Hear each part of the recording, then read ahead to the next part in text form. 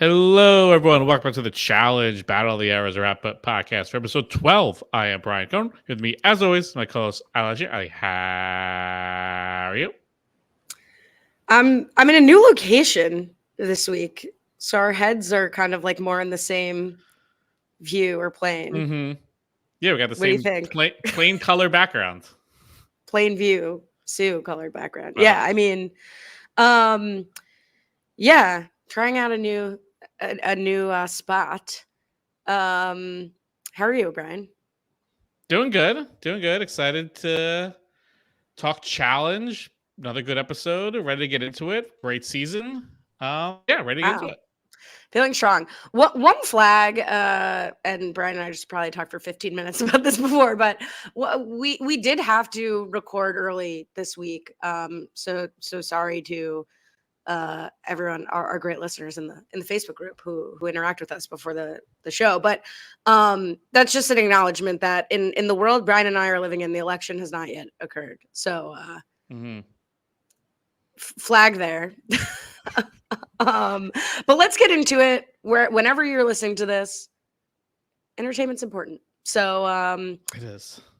I agree. This is a great episode. And the whole time, I feel like we've said this before where it's like, well, what happens if one target wins and one target loses, or one target gets purged and one target wins? We have no episode. We essentially saw that reality this episode. And yet Yep. still, against all odds, I think we had a great episode. So I'm sorry to MTV for doubting you. Yeah, this was about as straightforward of decision making as you could probably possibly have between who would get voted in, who the targets would be, and everything in between. And yeah, it was still incredibly entertaining, led mostly by the result of the daily with the purge, which was incredibly interesting the way that played out. And it was just led by Tori and Bananas again, and they're the two-headed ship that's steering this season. Probably the two biggest stars of the franchise, and they're leading one of the best seasons I think in quite some time. Yeah. No notes. I think it's great. Definitely luck's been on, I think, production side a little bit. Like, who could have foreseen this sort of Tory Bananas rivalry?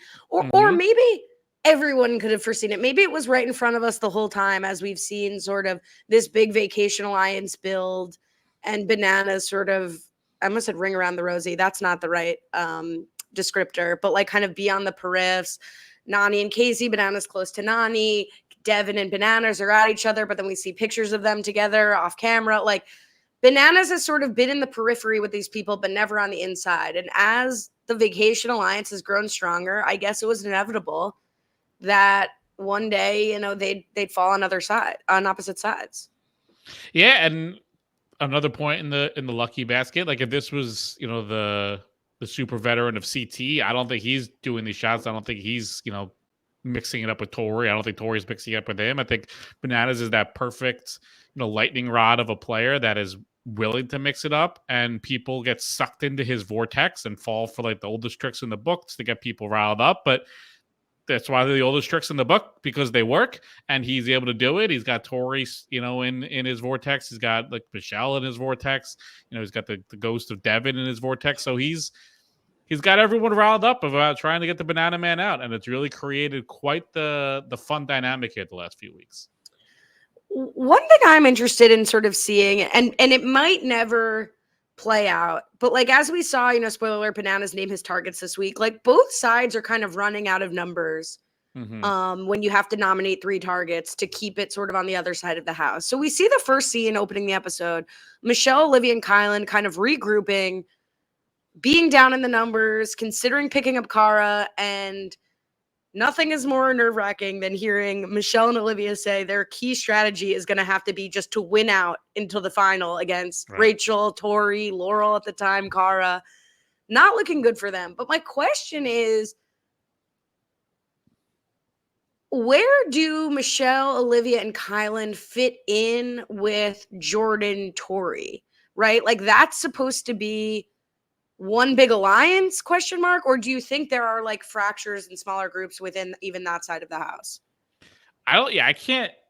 I know they're pictured together, right? In last weeks when they do the visual, they have them together, but I don't think they're really protecting Tori. I don't think Tori is really protecting them. I think it's just both groups are going against Bananas. So they're just, what's like the old phrase, like the marriage of convenience, basically, that they're working together.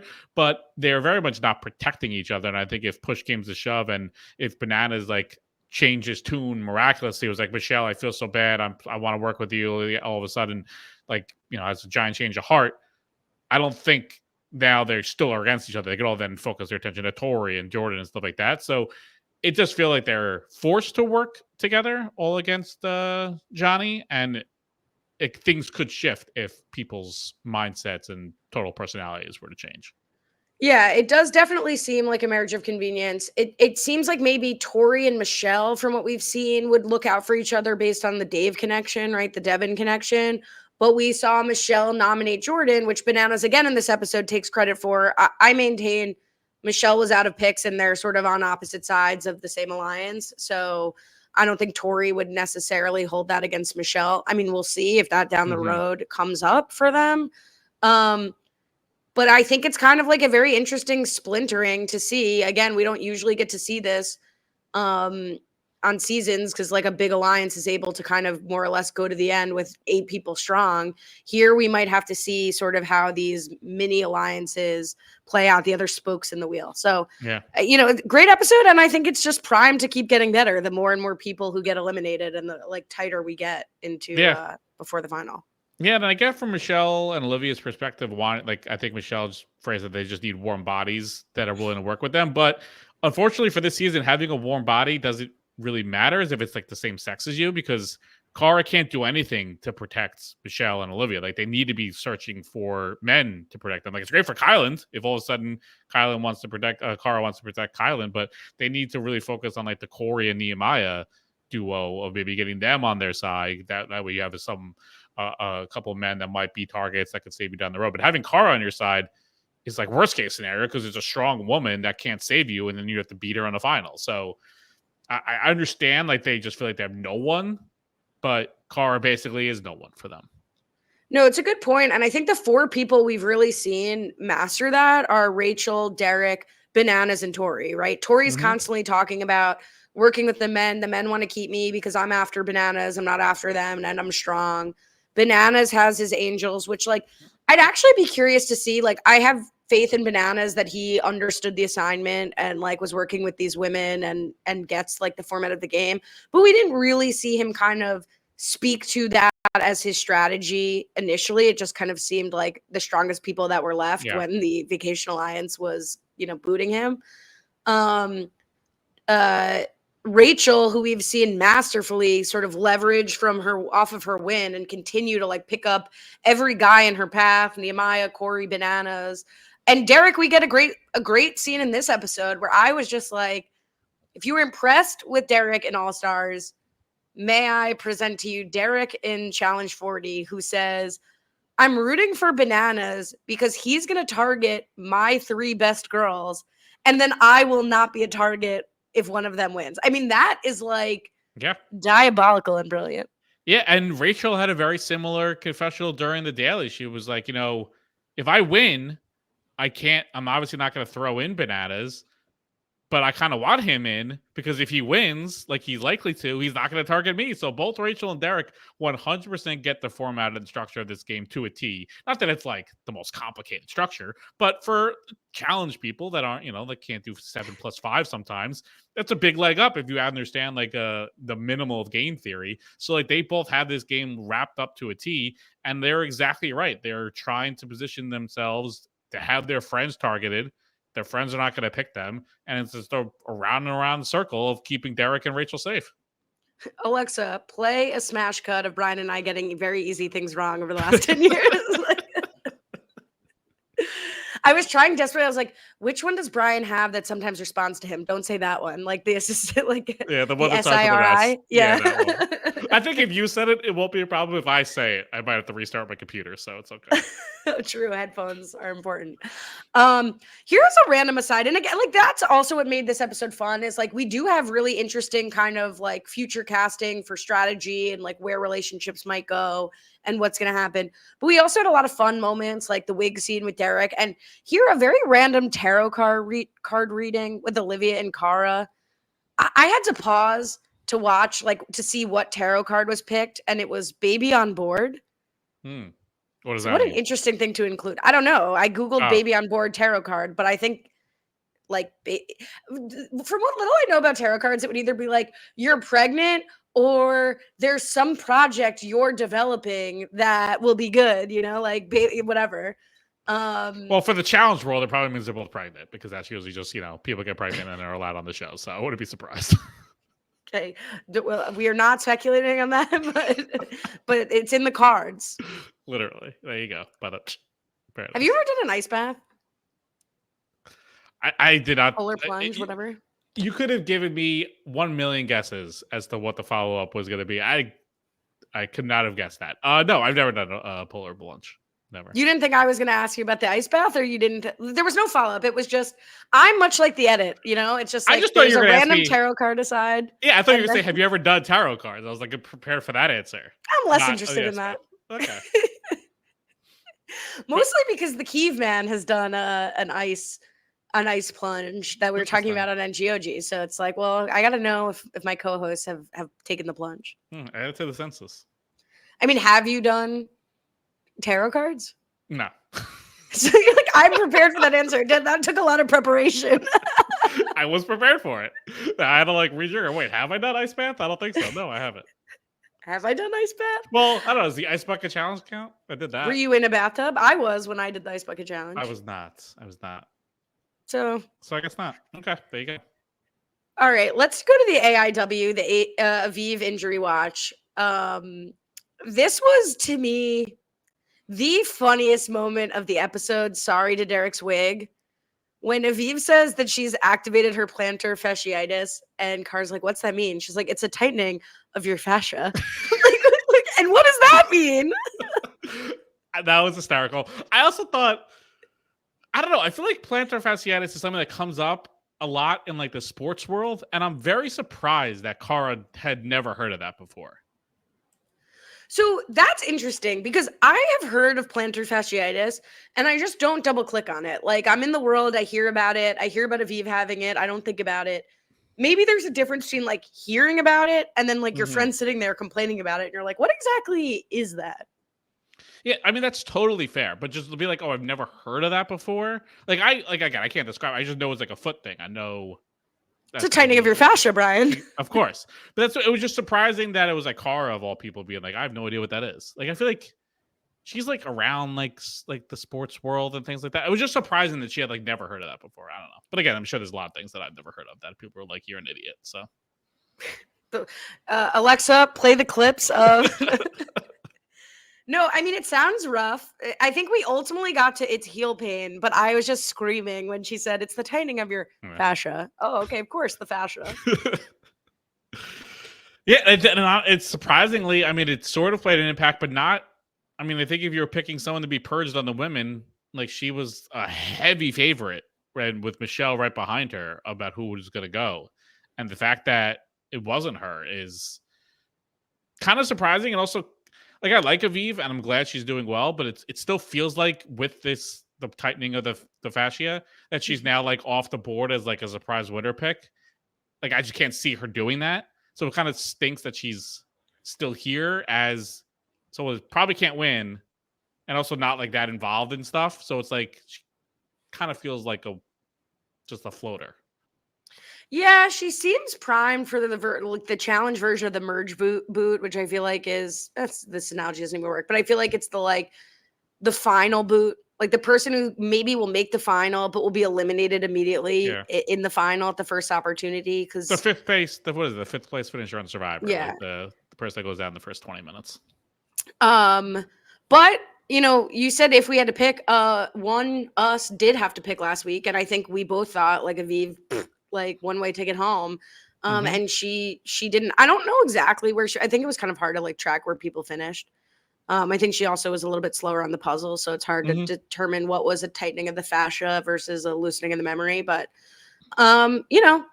she survives to see another day. I hear you that it's like a kind of a wasted spot if someone can't win and is like drawing dead, but I'm happy to see her mix it up. It looks like next week in the preview, we're going to see her kind of in the center of a Yeah. social fight. So here for that. Oh yeah, and we got a great scene of Laurel going out. But do you want anything else before the? I think we're already there in the daily. Well, one thing that I just want to flag that I could have waited to the drinking game, but why not kill the momentum of the segue?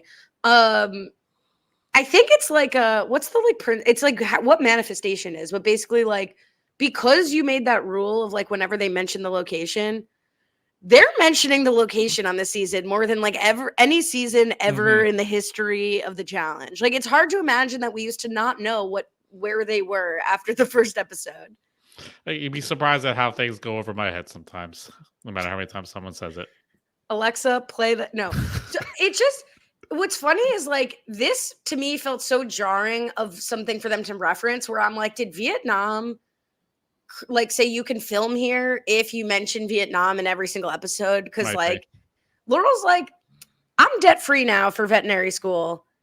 And I'm especially thinking about it when I'm in Vietnam and I'm seeing the animals here. Like, what a shoehorn. They didn't even show a clip of like a dog walking by the bar. Like, Thank I don't God, know. because if they showed like a sick like dog, I guess like that's barely, true. I would have been like, all right, that's it for me. I can't do that. So thank God they didn't. That's true. I'm not asking that they show like an ill dog on camera, but like it did feel a little bit shoehorned in to get a location reference in the context of Laurel's veterinary school. It did. I mean, we had like the 17th reference with Bananas playing for his dad this season. Like it's amazing. I feel like Bananas this is like his 25th season. I feel like the first 24, I don't think he's ever said a whiff about anything that's ever happened in his personal life before. And now it's just like such a huge focal point of this season. It just feels very jarring for him. Like for all this time, we never get anything. Even when his cousin was like on the show, I feel like they never even talked about their like family. So like to have it coming up here, it just it just feels like out of whack of like who Bananas is. No, he's much more comfortable talking about Devin's dad usually than his own dad. But actually, two more things before the daily, which is really one thing to scream about. So they have two kind of interesting scenes that I felt like the only value of was to completely project what was going to happen in the rest of the episode / eat up time because of what was eventually going to happen in the episode. So you get Tori and Jordan, and the reason I really want to bring this up is they basically pitch this conversation similarly to what we talked about with Tori over the last 2 weeks of like, here's Jordan's, I want to be one of the greats. If I get one more win, I'm equal to CT. I could be on the Mount Rushmore of the challenge. And then the challenge throws up a graphic of, I believe, Cara, CT, Laurel, and Bananas, and then like an under construction Jordan. And I was going to bat for Tori already being one of the greats. I can hear other opinions about that. I think you had a slight disagreement. I understand that. I am unwilling to sit here and listen to Jordan's like, I want song. Like Jordan's like, I need to win 40 to prove myself among the greats. If Jordan hasn't earned his stripes, like who has? I don't know if I took it as like earning his stripes, but I think people are proving themselves in different ways. And I think that's kind of what this shows is like, you have someone like Corey, who's not in the scene, but Corey is like, I want to prove myself to like get my first win. And that's what a lot of people are proving themselves for. Tori wants to prove like her one win wasn't like a fluke and she actually is like one of the greats and get up to like that regard. And then there's Jordan in like that top tier being like, I want to prove myself that I am maybe even number one of all time. So like they all have like reached different, like Pokemon evolution stages, but they're trying to like keep going. And I think that's what makes that conversation interesting to me is like Tori wants to like elevate herself where she is. Jordan wants to continue to elevate himself. And they're just reaching different levels of greatness. So my beef is, it's a great point. My beef is really with the graphic, right? Like the graphic should not be Jordan being built on a precipice that like Laurel and Cara already stand on, really. Like maybe a bar graph where he's like whoop if he goes like to 5 and like shows that like the Mount Rushmore. It was interesting to see the challenge kind of. We always talk about like, oh, who's on the Mount Rushmore, the challenge. To see the editors kind of, I think pretty much only out of who was on 40. I don't think they're like trying to make a broader statement or who's most recent for people and people, viewers' minds. It's also not too far off. Like, I think you honestly, if you pulled like Family Feud style Mount Rushmore, I feel like those 4 might be the most popular answers. Yeah. I mean, people are screaming like, oh, I mean, you can make the case for others for sure, yeah, but like, yeah, totally. But I think it's not. It wasn't like they didn't put like they didn't put like someone crazy on there. No, although it was a little crazy because at first I was like, oh yeah, that looks like CT, and then I was like, is that CT? Does that even look like him? And then the foil to this. So Jordan's projecting like, oh, if Nehemiah were to lose, then the winner would have to just pick between me and Bananas. And then we get the flip side telegraphing Cara saying like, Olivia's got to be willing to kind of survive this without Theo and like focus on the challenge. And I was like, okay, the only purpose of Cara saying that is that Theo is about to get purged. I was wrong about that, but not that wrong. Yeah, I mean, both those things happened, but they could have both happened without one of them going home. Like Nehemiah did lose, so if it was a normal daily, Nehemiah would be in, and they would have had to choose between Jordan and Bananas, which would have been fun. But that didn't happen. Nehemiah just went home. But it was set up for that. I think it could get down to it of someone having to choose between Bananas and Jordan. And I think that would be incredibly interesting to watch. Maybe like Rachel have to make that decision. Yeah, it could have been more interesting for sure with some other results. But we get the mini final, which I was excited to see. I feel like I did want to see. We have a good collection of, All Stars only versus challenge proper people in Theo, like someone who hasn't been on either in a little while. Like, so I was excited to kind of see how these people were going to play in the field. I think mini final is sort of the way trivia was like kind of a viewer joke at first, and then like it became like a thing for TJ to always acknowledge it. Like the mini final feels very similar, where I feel it's more recently where the show started acknowledging like, oh, this is like the mini final as like a test for it. And I would love to like think back of like when that shift happened. It feels more recently, definitely than trivia, but like maybe within the last few seasons where the TJ and the show acknowledge like, oh, this is the mini final. Let's see how you do. Maybe Challenge Stats can acknowledge that. But it is interesting how the show has kind of made his take on the meta of the mini final and put it onto the show. Yeah, I'm certainly not saying we invented this. We did not. But I do remember like back in the day, us being like, this is sort of like a similar to a final without it being a final, like, before there was the language. Totally. So I agree. Like the show definitely took this from the fans. But do you think it's played out, or you just are talking about like calling it the mini final? Oh no, it's not nearly as played out as like trivia. I'm fine them doing it all the time, and I especially like them doing it with the purge as part of it. I think they've done purges when it's been much more random and like random partner based and like much more unfair for however challenge unfairness could be. This was like the best time to do a purge. So I'm glad they did it as part of this one. I agree. Not only I agree with exactly what you're saying, that it's like fair stakes to have somebody then be eliminated for, but I also think like it's a good reason to have the mini final. Like if it's just a regular like win lose regular ordinary course challenge, like why does this daily have to be so freaking hard, or like so much harder than everything else? It's good on both sides to have higher stakes here. That didn't make sense, but it did in my head. No, totally.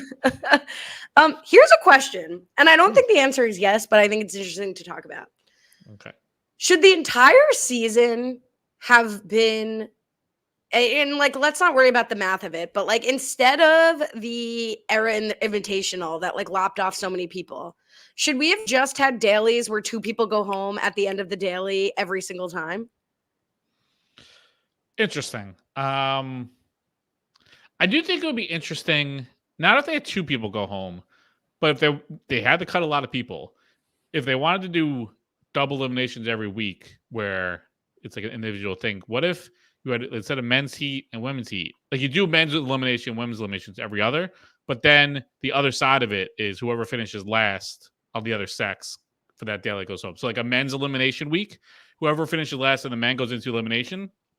But whoever finishes last amongst the women just goes home. And then it's the opposite the other week.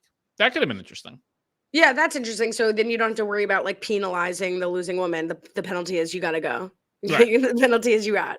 You're right. Yeah, that's interesting. Certainly if the season was like that, I'd be complaining like part of this is you should be able to like use your social game or have an elimination. Like you shouldn't just like be going out on a challenge. But it was satisfying to see 2 people get clipped at the end of this challenge. And not even like Nehemiah, but just like it just did feel good to like drop 2 people. Actually, I take it back. I wouldn't want that because I do like when they do make the dailies somewhat gimmicky sometimes. Like it would be pretty crappy if like you went home on trivia. Like that was just how you just got eliminated. So I'm okay actually with them not doing that.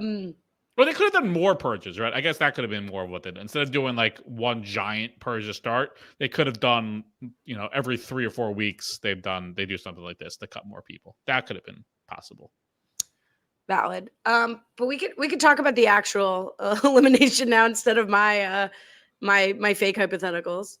Yeah, let's get to the daily right after this. All right, we're back. I think it was called Doomed. That's what I wrote. It was called Doomed. It was a mini final, as we said. You race out, few checkpoints. You dig through the sand, find the key, do the classic kayaking, which is now a challenge staple. I think it was for 1 mile. And then you get to a memory game of matching up numbers and seasons, and then race out to the finish to win. Yeah, the memory game was weird because I think when they explained it, they were like, you have to match the seasons to letters and numbers. And I was like, was there like some code or password they had to like solve that got cut for time or like what the letters were? But I mean, I get the general gist. I'm fine.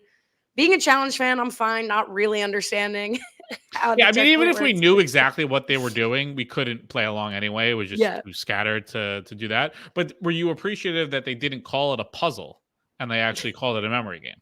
A game? Yeah. Yeah. But like the irony is, if you are matching letters and there's some kind of scramble, like then I'd say it is a puzzle. Mm-hmm. But I think Rourke somewhere is happy. I don't think she's watching the season, but she would be happy about that for sure. We get Theo's penalty, 2 minutes. So I think Michelle last time was 30 seconds.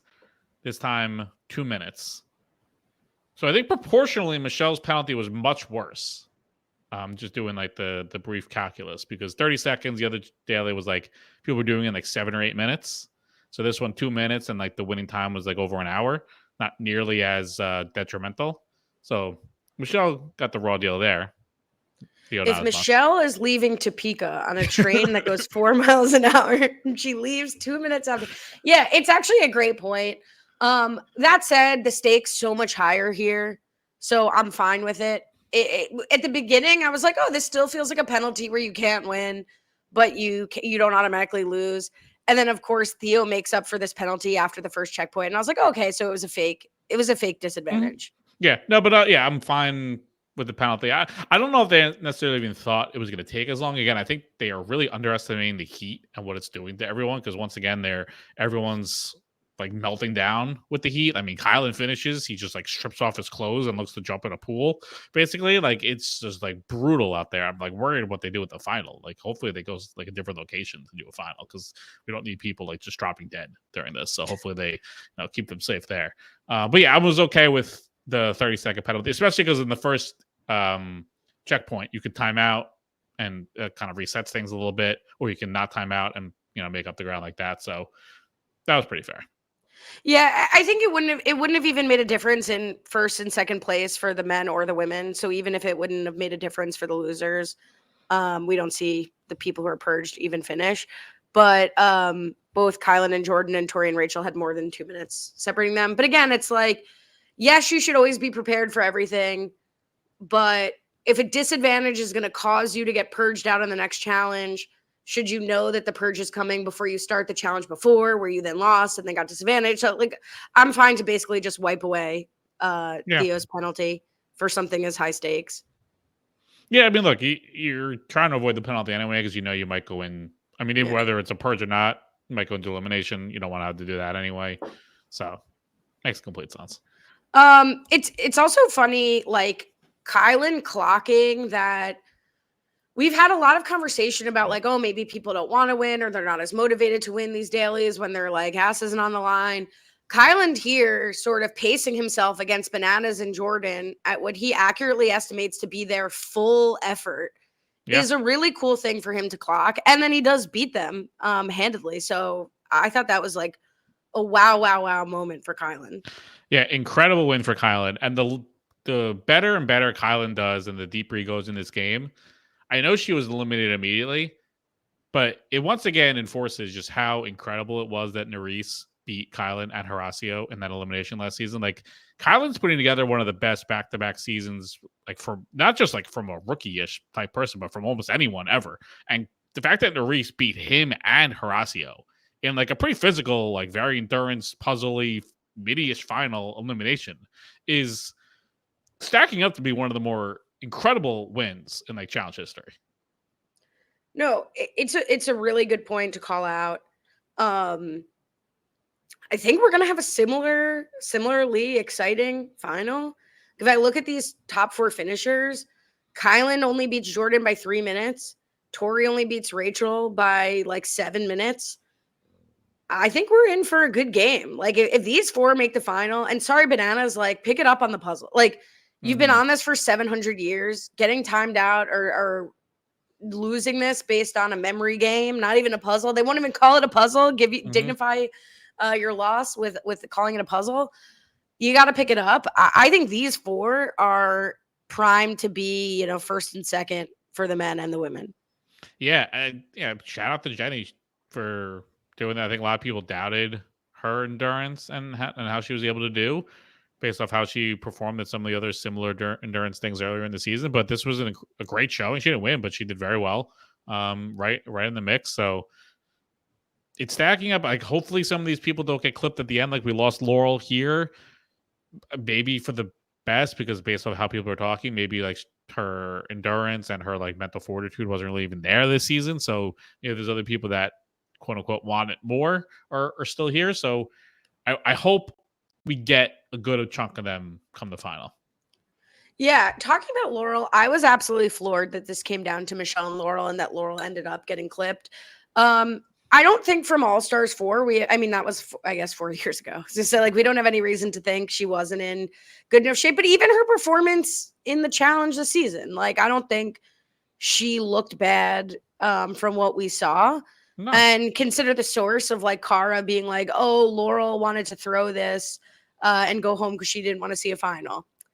I think this is more embarrassing than not winning a final. If you made the final. So yeah. I don't really buy that from Cara. If the final is Laurel, Cara, Jenny, Rachel, I don't know if that's 4 people. Those like 4, and any one of them win, like it's not going to be bad. Like it's not going to be, oh my God, Laurel lost to Jenny or Cara or Rachel in a final. How dare she? That's horrible. Like this is a horrible stand. It's like yeah, once Michelle finishes the puzzle, like I'm sure Laurel's going to lose. Like, but to just like give up and quit and be just like such a sore loser about it, and then like mocking everyone else on the way out, be like, "Oh, good luck, everyone. Hope you survive." Like, it's so lame, and it really makes me wish she didn't win All Stars. Like, it's such like a gross way to go out. Not to mention all the beyond grossness she did through this season.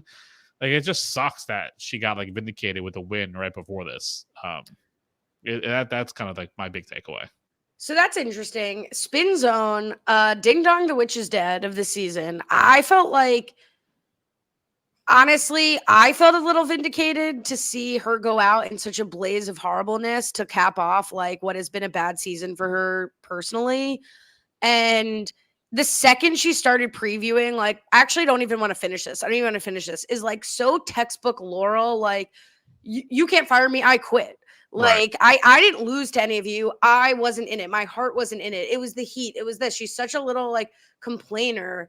Like you said, perfectly sore loser that yes, if anybody like buys this version of the story, maybe it's like some shred of like redemption or control over the narrative. But I think to 99% of the viewers, Laurel goes out looking absolutely terrible to everyone for carrying on the way she did. I'm thrilled they showed it. She should watch this back and be absolutely embarrassed at the way she carried herself at the end of this. And I'm like surprised when she wins, she can kind of be a good sport. Like when she won All Stars, she was annoying, but she was like, me and you, Cara, me and you, 1-2, 1-2. And now we see what would have happened if that was easily flipped, that she would not have faced it how Cara faced it and not have said, good job, look at us, 1-2. She would have been like, I didn't want it anyway. I let you win. And that, for someone who prides themselves as being an athlete and a competitor, nothing is a more embarrassing way to go out. Yeah, it was bad. And it was also kind of a bad. I understand it's like the Bananas Angels of it all, but given what Laurel has done this season, it was a really weird look to like give her like the fallen angel and like the graphic with the halo above her head. Like I understand it's like the gimmick and it's like their alliance. I thought that was like they didn't have to do that. And given what Laurel's done this season, like she's clearly not in any form like an angel. So I just thought that was just unnecessary. It was like twisting the knife of like what they edited out of the show. Fair. Your feelings are valid. No, I think a lot of people probably agree. I just think like no graphic could have saved them showing this exit. Like, but Theo was very funny after once he finishes, he crosses the finish line. It's like, oh, the 2-minute warning, the 2-minute penalty that cost me the win. It's very funny. Yeah, I mean, it took him over double the time it took Kylan and Jordan, and probably like the third and fourth. But like, I stopped tracking the time after the beginning. He was out there for a long time. Yeah, I feel bad. I feel bad for Nehemiah, honestly. Him going out here. I feel like he never really got his footing on this season. Like, I think we had high hopes, like for the last few seasons of All Stars and coming into the season, that he's probably the All Star most primed to make the switch back to the OG format. Well, I guess OG would be All Stars, whatever. This format, the challenge proper. I'd still be happy to see him on 41, but I don't feel that way anymore after the sort of purple performance in 40. Yeah, and I wouldn't even be mad if this is how he went out, but it just felt like his personality didn't like show through, and that's more what I was looking for. I don't know, maybe because of how big of a character Bananas became these last few weeks. Like if Bananas gets clipped like 3 weeks earlier, and now all of a sudden the focus is on getting out like Nehemiah, because he kind of would have been like almost the opposite side of that group. It could have been like him and Corey up against like the Tory coalition. That could have been the alternate reality of what the season became. Instead, it was Bananas Angels going against them. So that's where it's like kind of a bummer. But like if he got purged out here, but he was making a bigger impact, I would have felt better. But yeah, it's kind of a bummer that we didn't really get to see that full story play out. Yeah, and he's definitely done a better job sort of controlling the game or getting more airtime, frankly, on All Stars. So I don't want to be done with Nehemiah at all. I think you're exactly right. Like if the cards had sort of fallen there, the chips had fallen another way, Corey and Nehemiah's burgeoning alliance could have really taken off. I feel like that was Chekhov's gun that never went off. Like we kept hearing every week about how they're working together, and they never really get any power. They never really get any sway in the house. So sad to lose Nehemiah, just again for like the hope I had in him. But in terms of the trajectory of the season, not much was doing there. Yeah, not much. Womp womp. So we find out that Michelle's going to be penalized next week. No worries. She's not purged. Theo's going to go in. And the one thing I'll say, when I was watching this live going into it, and I thought there'd be no episode, though I was happy that at the end of the daily, we were more than halfway through the episode. I was like, all right, good. They did a good job. It's like in an older season or even a newer season where the friendships don't run as deep, I think there would have been an opportunity. And we used to have great moments like this of like CT or Wes or Bananas for the most part, and other players making a last minute deal, strategizing, like cutting a deal and getting themselves out of like certain doom or like almost certain elimination. And here we have two people that could be aligned and would be able to work together potentially. Like, because as we've said last week, Bananas and Tori's interests are aligned. They should bury the hatchet. They should work together. I guess with the exception of Jordan and Bananas might want to go after each other. Tori and Bananas really should be aligned here, like Tori is with every other man in the house. But for Jordan, her former fiance, being the only other option, maybe there was possibly like room to maneuver. But it is like a little, like 10% deflating that there was just no room for any sort of strategic deal making or gameplay. The only counter to that is from a television perspective. Like, Sure. yes, we get a boring result in terms of like the voting here, but it keeps them feuding with each other. Like, yeah, if this was like someone else and they came together and the forces united, like that sets up a pretty boring the next few weeks of them just going after everyone else. But now it escalated even further. Like outside the, like this could have been a completely neutral, like put their feet up. Obviously, I'm going after you. Bananas, you're going in. Jordan safe, but they continue to take shots at each other. So like they entrenched themselves even deeper in their feud. So from a storytelling perspective, it worked out even better for us that they kept it going even more. Yeah, in the deliberation, right? Like when Banana starts clipping his toenails and then gets into sort of a Bananas gaslighting style fight of Josh. Of like, again, it's like Tori knows and should have known what he's been through, and Tori participating in the same harm that has hurt him in the past was too much for him to bear. And like Tori really started this and was the ultimate betrayer of Bananas. We keep seeing this with John, that his story is how like everybody else has betrayed him. He's done nothing. He's unwilling to accept that taking a shot at Devin was taking a shot at Tori, or that Tori had any right to take a shot at him. From a TV perspective, I totally agree. Gold, it's the lifeblood of the season, the two of them feuding like this. From a game perspective, should Bananas have, if not for this elimination, because I truly don't believe there was any world where, I shouldn't say I truly don't believe. No one on this planet could possibly believe that there was a world that Tori would put Jordan in. But at what point, from a game perspective, should John try to end this tit for tat back and forth feud with Tori, TV notwithstanding? I don't know if you could say TV notwithstanding, because I feel like that's where like part of him wants it for TV perspective. Like I think they both do. Like yeah, like I think he clearly knows from a game perspective this is very bad for him to do, but he knows it's also better for the show. Like it's funny, him being a podcaster, covering a couple seasons and seeing the things that we've complained about as viewers. He's like, I don't want to do that to this season and have it be super boring. So yeah, it's not great for my game to get to the end to have Tori and Jordan gunning for me. But you know what? It's going to make it better. It's going to make people enjoy the season more. It's going to make people like me more because I'm creating this drama and fun. So that's, I think a huge reason why he's doing this is like he's like being the fan of the last few seasons of like I want to see this on my screen as I podcast about it, and if these people aren't going to do it, I'm going to do it myself. Yeah, so I mean that's the danger, right? I'm enjoying this now, but that is the really slippery slope to the challenge becomes professional wrestling, and it's people are no longer motivated by any amount of prize money, any amount of pride, any amount of titles. There's no motivation to win this. You just want to make the best TV and go home when you go home. And, you know, I definitely think there's a use case for that on the challenge. Like, I'm not saying that would kill the franchise. It would kill a lot of my enjoyment of the show and a lot of what we're doing here, right? Like, what else are we doing if not like talking about the game moves and whatever? I don't think we're there yet, but it's sort of like a beige flag, like it's a yellow flag.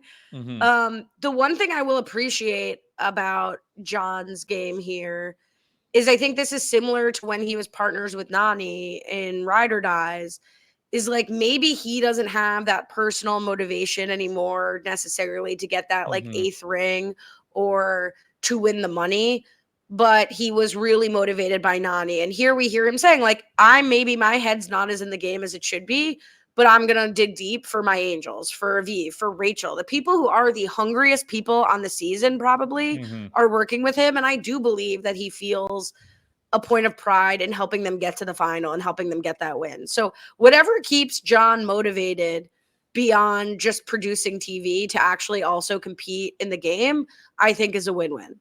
Yeah. The other piece from the chamber that was great from a TV perspective, but also made no sense was Theo egging Jordan on. Like, he, more than anyone knows, John's going in with him. He's being voted in. So why not keep the peace with Jordan, keep a peace with Tori?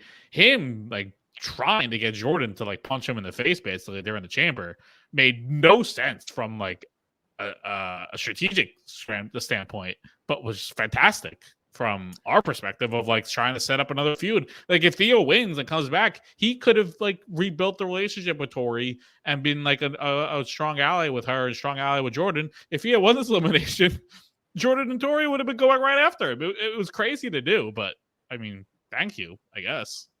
See, I took that as all a gag, but, like, even before in the wig scene, it's like, they were putting really dramatic music on it, and I was like, wait, is Jordan about to, like, freak out? And then, like, maybe, like, they're gonna really try to do this what's Tori gonna do scene, which would have been irritating. I thought that was all, like, camp from Theo. I guess so, but I think, like, Jordan's, like, ego enough to fall for it, I feel like, to a degree. Like, he doesn't like to be pushed that way. Like, you know, you test him, he's not gonna back down from a challenge. Like, Theo, I mean, I guess maybe he did it to Paulie, and it, like, back in the day, and it kind of, like, got Paulie all worked up, and it kind of worked. Maybe he was just, like, testing it out with Jordan again. Maybe Jordan's smarter than Paulie not to fall for it. But I thought there was a chance Jordan would fall for it. I mean, I think Jordan's been really good at getting called out by people and not letting it ruffle his feathers, right? Like, if Jordan was going to take anyone's bait, I think it would have been Banana's bait at the club, or, like, the few times he's called him out, and he's just like, hey, don't call me out, like, yeah, I didn't think there was a chance, because it's also like Theo and Paulie stuff, even this season, like, was out of, like, real tension and residual stuff from War of the Worlds. Like, here it's like, oh, the only person who's ever beaten me in elimination is Jordan, so I'm gonna puff out my chest and call him out. It's not like we fought over a girl, or, like, I said yo mama to you, like, whatever people fight about on this show besides game. The classic. Obviously, it's either a girl or your mama.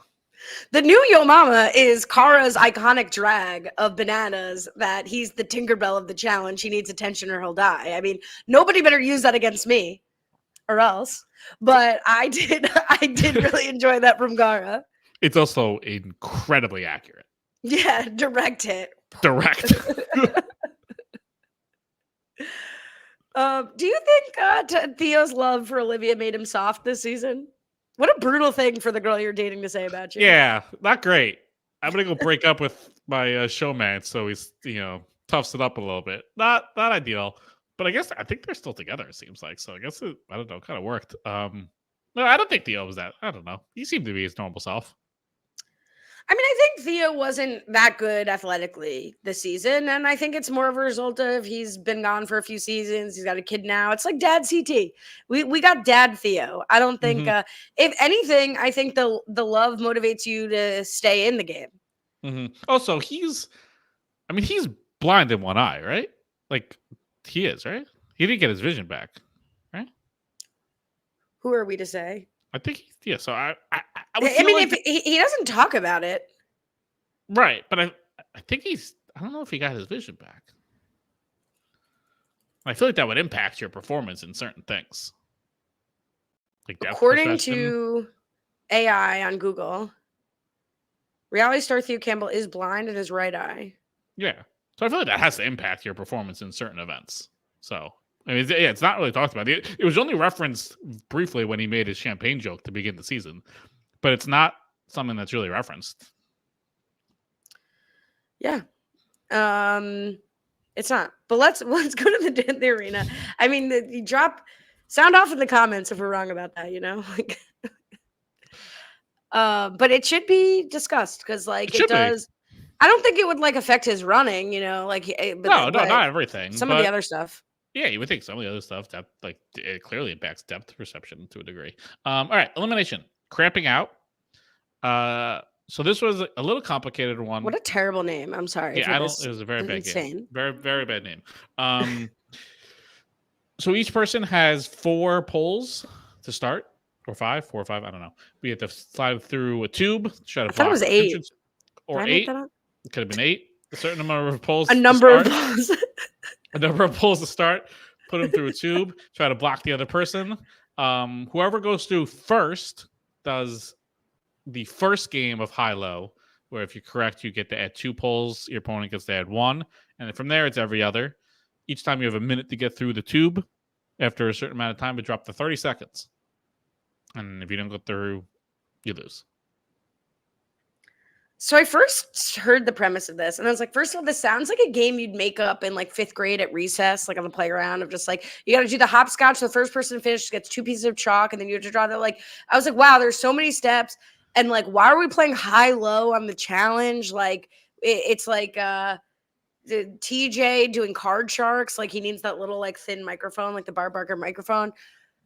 But all together, I loved this elimination against all odds. Yeah, that would have been a much better name for this elimination, by the way. I totally agree. When they were first going through it, and it's like they're playing cards. It's like high-low, which is like the ultimate game of just pure luck there is. This sounded so stupid, but as it played out, I was like, I want it to be longer. I didn't want it to end. I was bummed when Theo lost. I would have liked to see it continue to play out. This was great. It was very dramatic. It was interesting to see how each person was navigating through. I like Theo's strategy. Like he put one arm up, makes you thinner, so you can navigate through the tube. It was fantastic. Even the high-low, I was like into it. I couldn't believe like one of the first ones they did when you got an 8. Like clearly you got to go high. I think even Theo on like a 10 went like high at a certain point. Like one of them did like something super preposterous. But yeah, I even like the high-low aspect of it. Sorry, dropped my mic. Yeah, I at first I was like, should it be a race to who finishes first? Always gets to like make the call on the high-low, especially since high-low is so luck based. It's like maybe it would flop to the other person just as often. But I even like the alternating because it ended up keeping people pretty even. I think it was no secret to anyone that Theo had a huge disadvantage because of his size in this. Theo performed amazingly. They kept showing the sort of inner tube view, and I just cannot understand how either of these men got through these tubes the last like 5 rounds.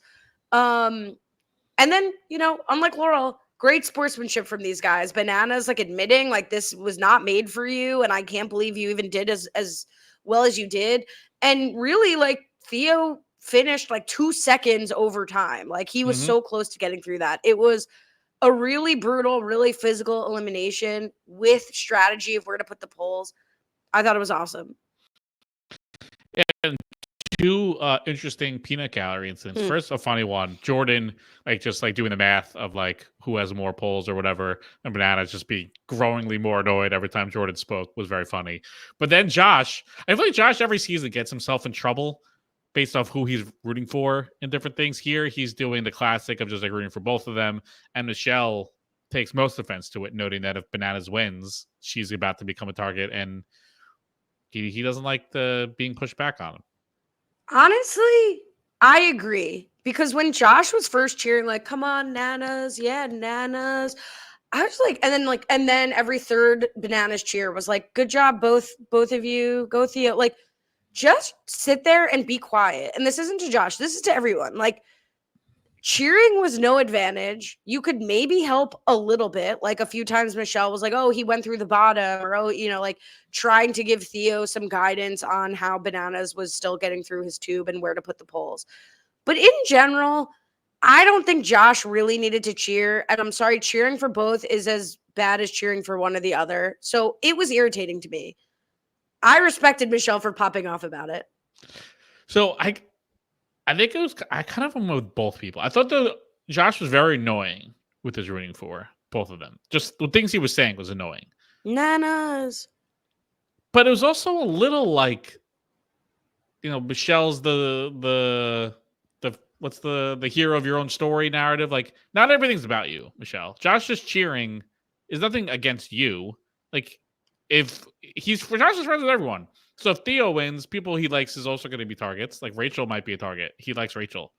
If Bananas win, you're going to be a target. He likes you. He can't control that. He's just going to be nice. But yes, I did think the way he was cheering was annoying. But I also thought Michelle was like a little self-serving. Yeah, but you're sitting next to me screaming in my ear for the person who's going to nominate me. Like, my game's on the line. I will be targeted, and you have no outcome that matters to you. Because both of them are your friends and neither of them can target you. and your relationship with them doesn't even matter to you in this game. So stop chirping in my ear. You're supposed to be my ride or die, one of my very good friends, and you're cheering for someone who's going to put me in. And it doesn't even behoove you. I think Michelle would respect it more if they were decidedly working on opposite sides of the house and it was a Brad and Nehemiah. I don't know why Brad and Nehemiah are always my textbook example of like friends who happen to work on other sides of the house. Like, if you're going to cheer for him and we're not working together and it's fair game for me to come for you too, then fine. But here, where you're still pretending to work with me and you're cheering for no personal benefit of your own, why don't you take that across the hall? Like, why don't you take that somewhere else? That's fair. Josh needs to stop being just like he needs more enemies. That's his problem. My mic's falling. He needs more enemies. He's rooting for too many people. I didn't realize him and Theo were friends, but I guess they are. I don't know. I almost think he was cheering a little for Theo because of who Theo's connected to, like because of the Michelle, the Tori. So. It's like I can't just come out here and be like bananas, but like what? But again, I don't even think this was one where like bananas and Theo are going to even hear your cheering. Like it's not like an obvious one where they could figure that they're in the tube. I don't know. You're right. If I'm being honest with myself, my first issue with it, my A1 issue is that it was annoying. And that's why I'm not defending Michelle. It was just annoying. Yeah. I also did feel for Theo because this was also very reminiscent of elimination he did, I think also against Bananas, where they were like locked in the little cages and they had to roll around to like different checkpoints and grab flags. It's kind of crazy that Theo's had to do this sort of thing twice when he's like the biggest guy like the show has ever had, and he's being like locked up in these like super small areas. So tough break there to have to do this one. Wow. Die for me? Yeah. I'm Googling it because I'm like, huh. Okay. Sure. We certainly all remember that. Actually, probably 90% of the audience remembers that. Yeah, gets respect from TJ. I think Theo, who didn't do that great of a performance all season, ends up going out in a really respectful way. And unfortunately for the ladies, the non-angels, the fallen angels, I don't know. Bananas nominates Olivia, Michelle, and Cara. And otherwise, he's out of options, right? Like this is sort of the last stage of the easy picks. I think that's where like a decision could be made. I think it's gonna be very like thread the needle of Rachel having to make a decision of who goes into elimination between the Jordan and Bananas. But there's a scenario where Rachel's picking targets and like there's only a few options left and she has to choose between Jordan and Bananas as like that third pick, or even like between Josh, Jordan, and Bananas. Like that could be a scenario where some of these people with a lot of friends are gonna have to pick. It's very hard to be put in like a do or die spot of if you win, who goes into elimination. The messy situation could be picking like that third target. So let's game this out, right? Like, so if Rachel is picking, I mean, she's not a target next week, so but let's look at the three people. If Olivia goes into elimination and wins, she's nominating Bananas, I guess Derek, even though Derek thinks he's really good with Olivia. So Bananas, Corey, and then she has to pick between Josh, Kylan, and Derek. Maybe Josh, I guess. Probably Josh. But that's still interesting because Josh isn't going to take that line down. Is that really it? There's not another guy? The guys left are Kylan, Josh, Corey, Jordan, Derek C, Bananas. What was that, 7? 7 and 6, right? 7 men, 6 women. And if one of those men will be safe. So if one of them's going to go, and one of them's going to go directly in. Yeah. Wait. Yeah. What? So starting next week, it could get like one of those 7 is going to win, so you can't pick them. And one of those. But it's 7, a Women's Day next week. It's a Women's Day next week. I take that back. I was like, who? And then if it's Michelle, I think that's even more interesting because I think she's going to put Josh in. So she would definitely put Bananas and Corey if she could. Yeah. Unless some of them start thinking, and with all due respect to Derek, Yeah. With all due respect to Derek, are they going to start thinking of like, well, who do I want to run a final with? I think it'd be Question Derek over mark. Josh. I think Michelle would choose Derek over Josh. To put it as a target or to run a final with? To put as a target. We'll see if this fight, matters. And then Or Cara. What's Michelle might Cara pick doing? Jordan. Oh, yeah, you're right. Michelle picked Jordan. So I guess Olivia and Michelle potentially would pick There's Jordan, a good Corey, chance and one Bananas. of Jordan, Corey, or Bananas wins next week, and they're off the table, so that could be interesting. Cara would pick Bananas, Open season. Corey. I mean, she's not really close with Derek-ish. Not really. I mean, Josh is not really close with. I thought she was close-ish with Derek. I mean, Where does she stand with Jordan? I feel she doesn't really like Jordan, right? So I think she would pick Jordan. But I think she'd also be thinking about who she wants to run the final with at this point. I guess it'd be interesting. I think next week's gonna be interesting, regardless. Mm-hmm. It's getting down to it. 13 people left. We're getting close to the final. We might only have a few more weeks. Snuck up on us. 12 episodes and 5 preview podcasts, and yeah. Oh my god, I'm shocked we're close to the end. I mean, we're at 13 people, so next week we'll be down to 12, 11, 10. We're staring at like a December 18th finale, maybe. Buckley your chin shops. What? All right, let's see the drinking game and get the heck out of here, shall we? Well, I don't think we did because we did double last week. No, we didn't do it because we did it the week before. I proposed that we skip it because I got sick during the podcast. Oh, you add things, but we don't I don't have Kyle Picard. I think we did. Did we do 2? No. Okay, I don't know. 6 for last week from Kyle, if not. 2 confessional animations, 2 alliance names, Ladies of Leisure and Johnny's Angels. Picture coming to life, and just the one mention of Vietnam.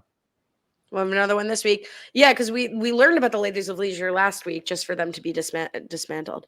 I'd like to add, anytime there's a big reaction in response to someone being the target or voted into the elimination, and a legitimate, angry, big reaction.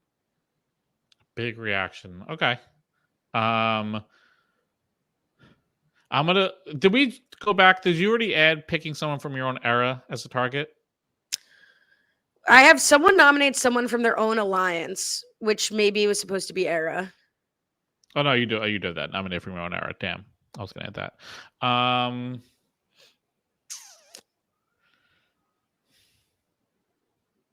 don't have one. I'm not gonna. Don't feel forced. I'm not. Whatever. No, I'm not. It's a Women's Day. All right, that's it. All right. You can subscribe. Rob has website.com/challenge feed. We're challenge feed. Follow me on Twitter, _. TikTok, challenge wrap-ups. Follow you. Can't follow me anywhere. You can join us in the Facebook group. You can leave us a review. Actually, we have a review. Let me actually thank that person. I've been told from a reliable source that we'll have NGOG this week, but I will believe it when I see it. Is that the name of the person that left the review? It's a long name. Yeah. But GT Chris.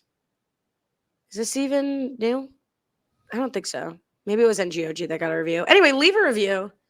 And love and light to everyone this week.